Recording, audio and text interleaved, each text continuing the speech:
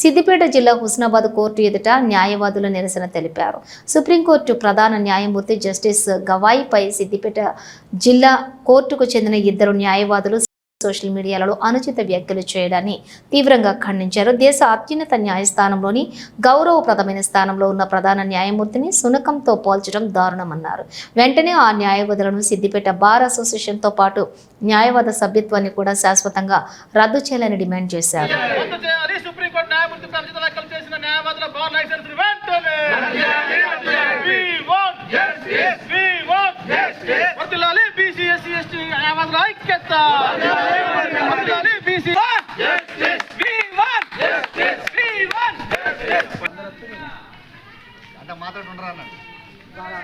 Court ప్రధాన న్యాయమూర్తి గవాయిపై సిద్దిపేటకు చెందిన ఒక బ్రాహ్మణ న్యాయవాది, ఒక వైశ్య న్యాయవాది కుల దురహంకారంతో ఈరోజు 75 ఏళ్ల స్వతంత్ర భారతంలో కూడా కుల దురహంకారాన్ని ప్రదర్శిస్తూ సుప్రీంకోర్టు ప్రధాన న్యాయమూర్తిపై ఏదైతే వివక్షతో కూడిన వాట్సాప్లో పోస్టు చేయడం అయితే అత్యంత దురదృష్టకరం.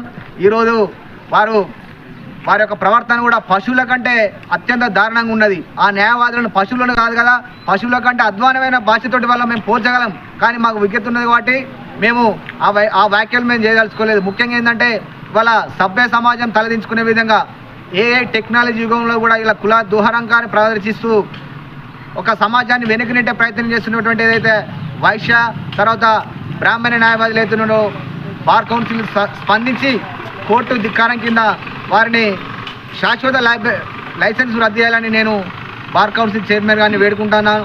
ముఖ్యంగా ఇలాంటి కుల దురహంకారం ఏదైతుందో చాలా బాధాకరం. స్వతంత్ర భారతంలో ఇవాళ 80 సంవత్సరాలు పూర్తి చేసుకుంటున్నాం. అయినప్పటికీ కూడా ఇలాంటి వ్యాఖ్యలు చేయడం చాలా బాధాకరం.